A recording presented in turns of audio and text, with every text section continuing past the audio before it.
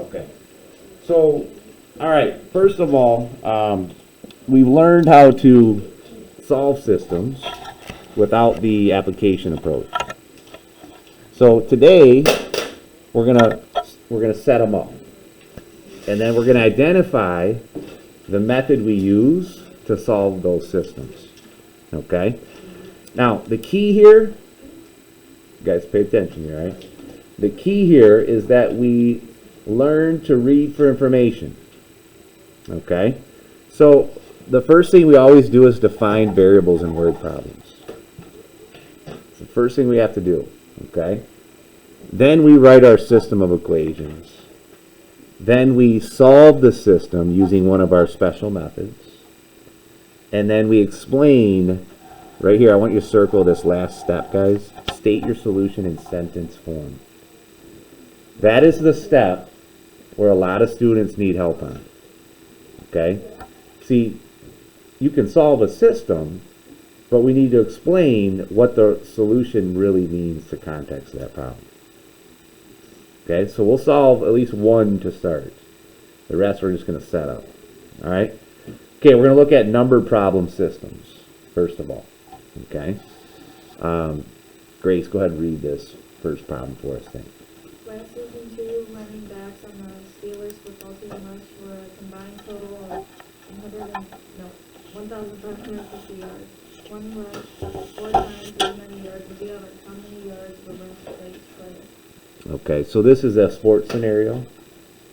Okay, so we have to read for information. Notice there's restrictions. One rushed 4 times as many as the other. That's a restriction in your problem. Okay, so we pay attention to those restrictions. The last sentence establishes your variables. Okay, that's always a good reading strategy. So what would the X and Y be? How many yards were rushed by each player? So what's X represent? The number of yards by player 1. Okay. So we want to be very detailed in terms of how we're classifying our variables. Okay. By player 1. And then Y is the number of yards by player 2. Okay. Now, can you guys tell me what one of these equations would look like? One of these equations. Let me just make this a little bit brighter, guys. I have a exposure thing on here. What would one of them look like? The total is 1,550. 1,550 yards. So what would one equation be?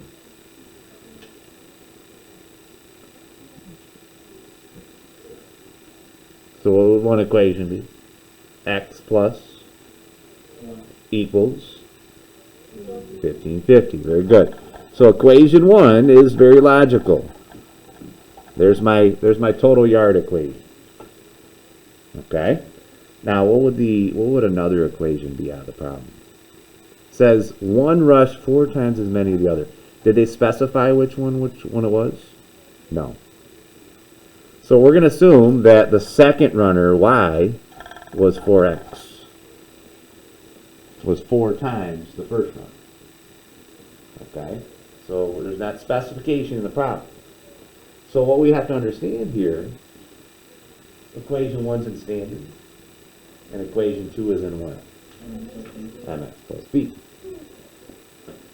What method would be easiest to solve this system? Substitution. Do we need to do that? Because you guys know how to solve systems now. Okay? The key here, though, see this right here? This is the brains behind the system. If you get it, you know how to solve it. All right?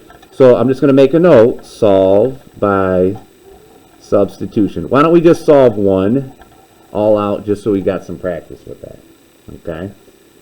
So all I do is I take the 4x, that's what y equals, and I plug that in for y in the top equation.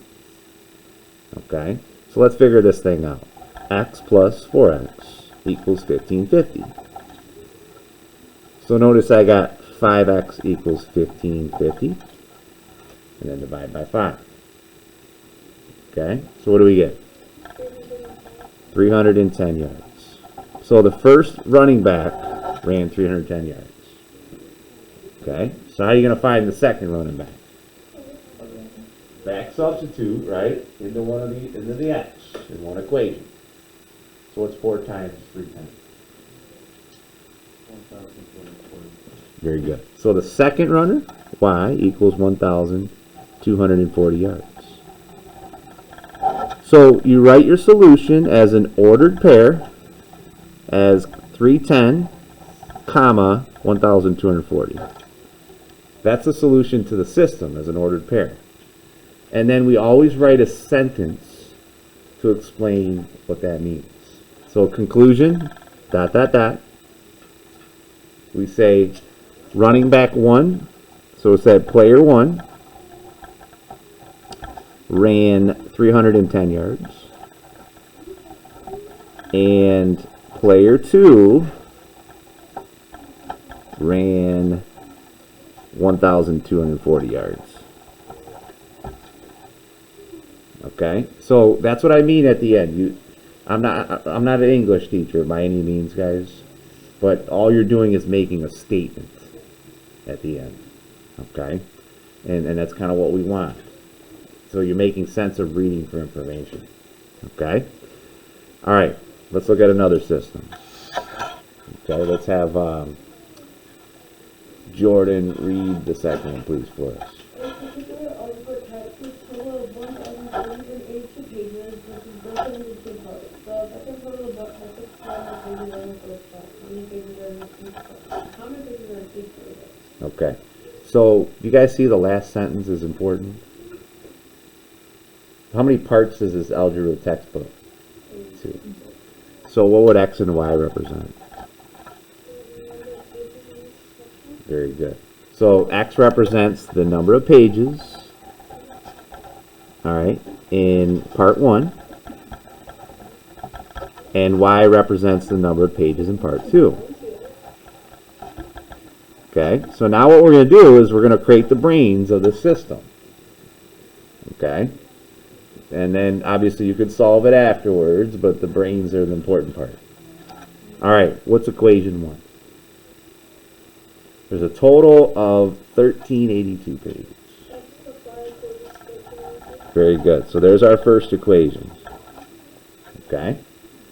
Second equation. Let's read it carefully.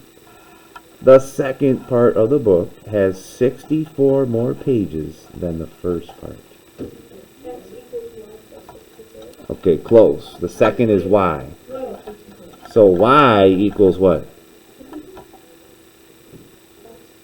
X plus 64. Okay, so there's, like, once again, we created the system out of the problem.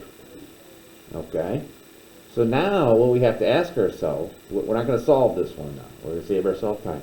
All right, we're going to ask ourselves, what method does the nature of this system lend itself to? So what would you solve by? Substitution. Can you guys tell me why substitution would work better here? You got y equals on one of your equations. Very good. So I would just say solve by substitution. Use your algebra method. Substitution. Okay? So we're learning to read for information, guys. That's important. All right, let's take a look at another example. We're going to do some mixture problems. Okay, so this is a different situation, but these are where systems pop up. Okay, all right, we're gonna have Avery read the first mixture problem for us. Okay. Dennis loaded his exterminator on for a handful of ground chemicals. Avery coins small.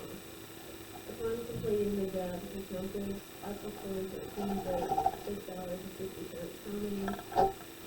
How many of each coin do you use? Okay, so this is just a mixture of nickels and dimes, or dimes and nickels. Okay, and we're given restrictions in our problem. Okay, so the first thing I want to ask you guys is, what are our variables? Always classify your variables. What are they? Very good. So X represents the number of dimes, and Y represents the number of nickels. See, we don't know how many we have, but we do know the total amount that they came to in the problem. Okay? So, can you create the system? Very good. So, X plus Y equals what now? 660? Careful, careful. Oh, 80. 80 total. So the total number is 80. So there's one equation. All right. Now, let's think of another situation that exists from the total amount. 10x plus 5y equals Very close. See, it would be 0.1x because a dime is 10 cents. So it'd be 0.1 times the number of dimes, right? Plus, how much is a nickel? 0.05. Very good. Always put it as a decimal, guys. Times the number of nickels is a total cost of what? 660. So there's your system. Okay? And what I want you to be thinking about now is the nature of this system. Both equations are in which form? Standard. Now, and let's think about the way I would solve this.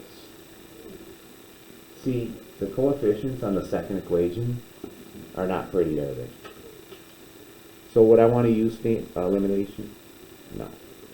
See, this is where you got to be strategic. You got to say, all right, could I solve for a variable in the first equation and then plug it into the second? Yes. So what method would be the easiest to solve this system? Substitution. Okay? So strategy, solve by substitution. And a lot of times you're going to see this, guys. You're going to want to solve by that substitution because the coefficients are not pretty. As long as they're pretty, you can do elimination. Okay? All right, let's take a look at another example. Here we go. Here's a donut and coffee scenario, which I needed that this morning. Let's try it. Okay, let's see if we got this here. Mr. Elson, read this problem for us, please. On Monday, Joe bought 10 cups of coffee and 5 donuts from his office at a cost of $16.50. It turns out that the donuts were more popular than the coffee. On Tuesday, he bought 5 cups of coffee and 10 donuts for a total of $14.25. How much was each cup of coffee? Okay, so this is just a 2-day scenario. All right. And if we read this carefully, the last sentence establishes our variables. Vivian, what would those two variables be on the last? X would be the coffee and the Y would be. Good. So X represents the cost of a cup of coffee. Okay, so we're going to say the cost of a cup of coffee. And what's Y represent? The cost of donuts. The cost of donuts. Very good. Y represents the cost of a donut. Now, notice, see, the last sentence only specifies what the cost of the cup of coffee is. See, we can still solve it in the system. All right, but we have to establish those variables first. Okay. All right, so can you guys create the equations? Okay, this is the part we're working on then. Grace, can you give us equation 1? 10x plus 5y equals 1650. Very good. 10x plus 5y equals $16.50. Isn't the other way around? No. I think that's right. X is a cost. Yep. So that's correct for the first one. And what would the second day's equation be? 4x plus 7y equals 1450. Very good. See, now let's study this system. 2 equations, 2 unknowns. Okay. See, are the numbers pretty on the left side? So what method would be easiest to solve this system? Elimination. Okay. So I have to recognize, I'll just jot down solve by elimination. Now, I'm assuming you guys already know how to solve these now, because we did a lot of practice the last few days. Okay? It's just a matter of understanding which method I use under which context. Okay? Alright, so we got another one here. This one's a little different here. This is a chemistry problem. So we have to kind of read this carefully. So let's have Alexa, why don't you read that one for us? The chemistry teacher needs to make 10 liters of 42% sulfuric acid solution. The acid solutions available are 30% sulfuric acid and 50% sulfuric acid by volume. How many liters of each solution must be mixed to make the 42% solution? Alright, so a little bit going on, right? So this one's tough because you have to understand what a solution is, first of all. Okay. What is a 42% 10 liter solution? 42%. Exactly. So in other words, when the teacher's creating the solution, you have to have only a certain percentage of it that's acid. Okay? You're right. So we have to be careful, right, when we're setting up your solutions, because you can have too much molarity in a certain part of the solution. Okay? So what happens here is, when we look at this problem, we have to ask ourselves, what are my variables first? Okay? See, you have a combination of those available acid solutions to create your total mixture. So it makes sense that our variables, x and y, would be the volume of the first container, container 1. So we'll write down container 1 volume. And the second would be container 2's volume. Okay.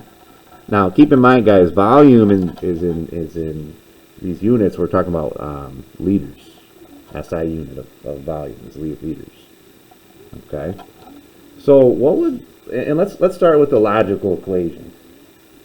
All right. A combination of both of those has to add up to 10 liters total.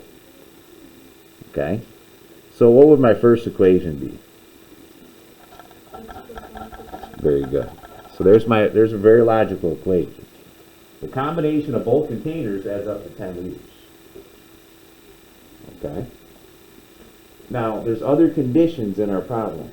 Notice how you have acid solutions are 30% available at 30% and 50% by volume. So you got two separate containers in that percentage. So a mixture of those has to add up to the 42% sulfuric solution. Okay? So, can you guys tell me maybe what this would look like? So container 1 is 30%, right? So what would 30% be as a decimal? 0.3x. Okay, container 2 is 50% acid, sulfuric acid. So that would be what? Plus 0.5. Y has to produce the 10 liter container of, be careful, of 42% solution. So the right side of the second equation is 10 times 1042. So that one's a little, you'll be careful with how you set it up. So that's how that would be set up. Okay? And method to solve that one? Elimination or substitution? Substitution. Okay, so I'm just going to write down substitution. So that's a chemistry example. Okay, how many guys in chemistry right now? Are you creating solutions? No?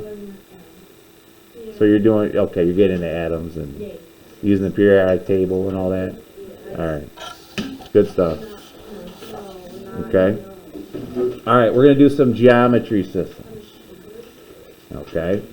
So let's look at this from a geometry perspective. How many like geometry?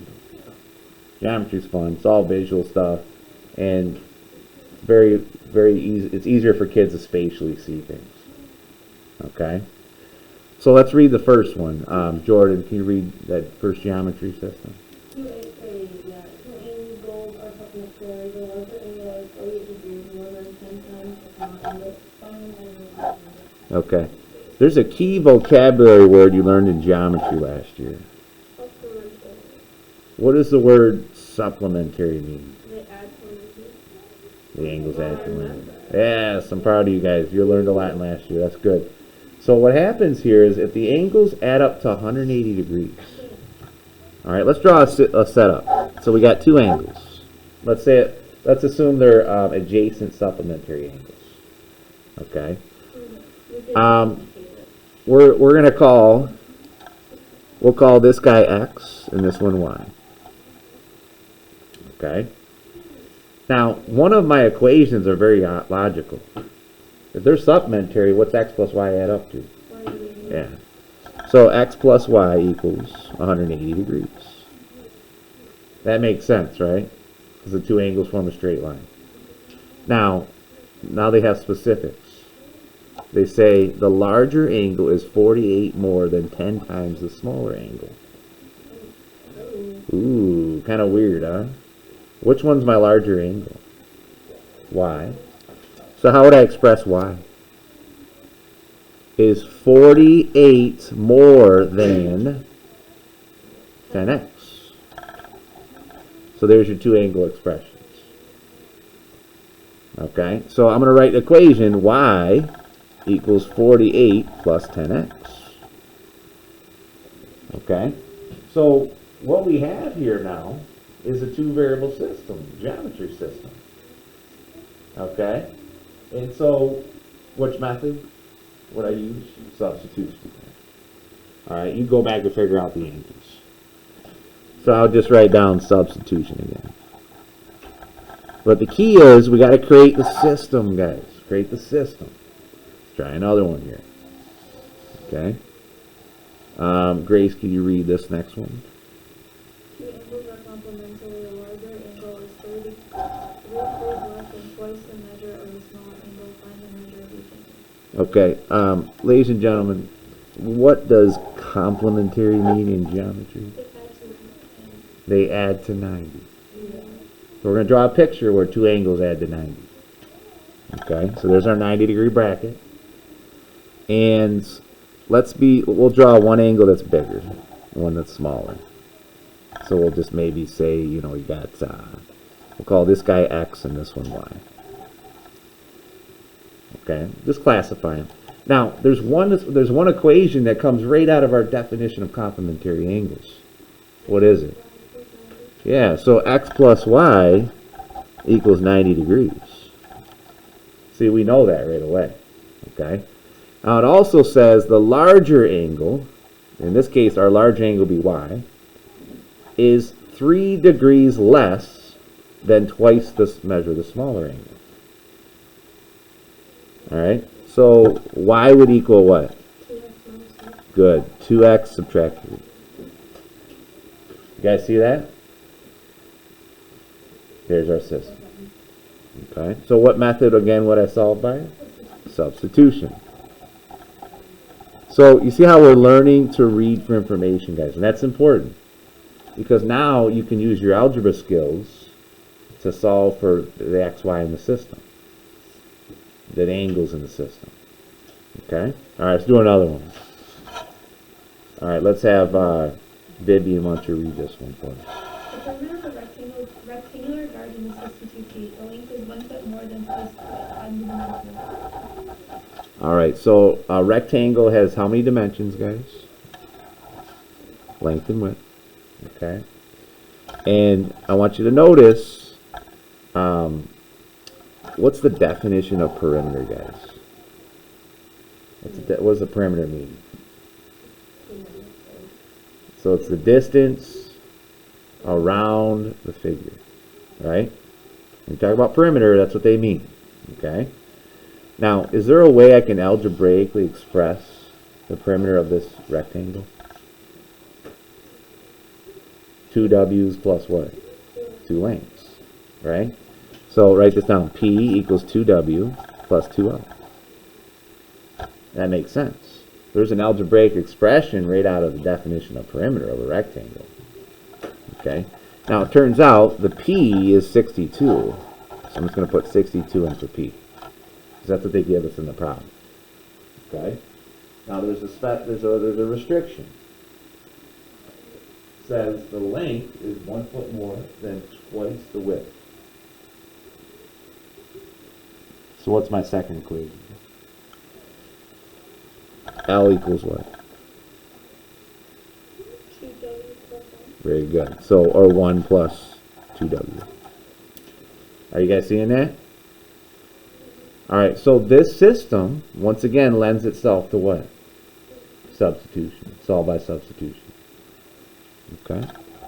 Now, once you solve, you will give me an explanation. You'll say the length and width would be these dimensions. Okay? Very good. So this one's also another substitution problem. Okay? Alright, another type we're going to look at is interest problems. Okay? So let's study this one. Let's do one of these because I think they're pretty similar, and then we'll do one physics one. So you guys can see that type too. Avery, read this first interest problem for us, please. Okay. Salary for 1,800 savings in the account. The total interest for the year was $93, and Yeah. from one account earning 6% interest and other earning 3% interest, how much does she have in each account? Okay.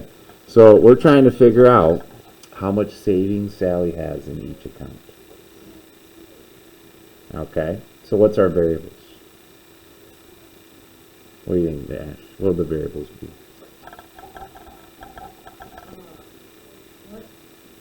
So we're trying to figure out how much she has in each account. Oh, you mean like, okay. So,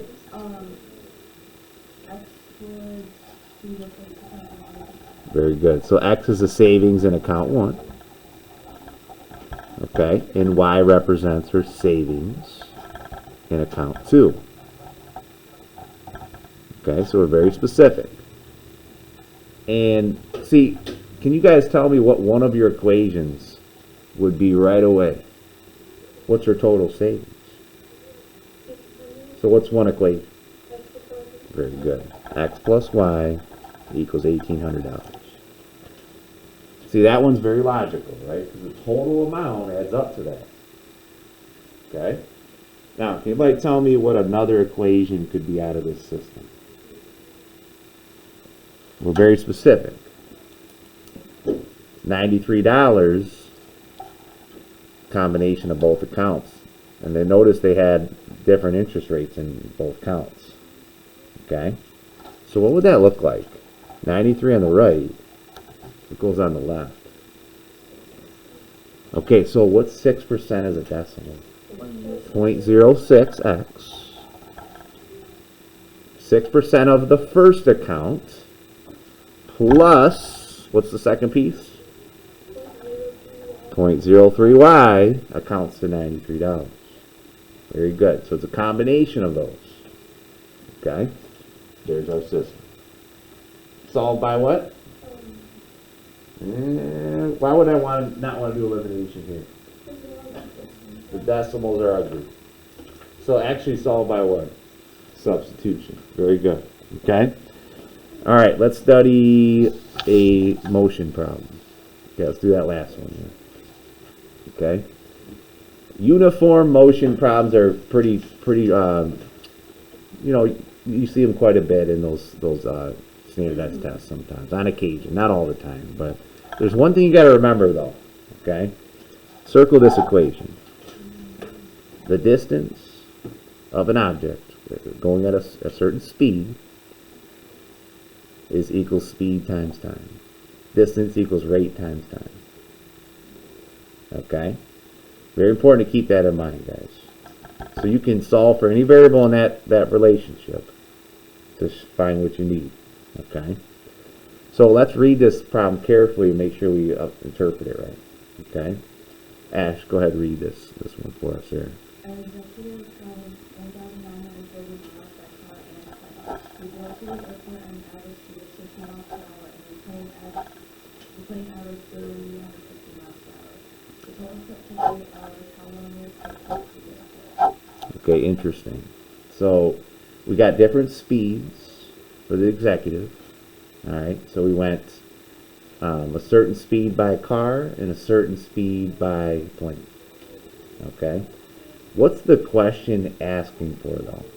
How long did it take to get to the airport? Right? So what's our variables? See, you went by car and by what?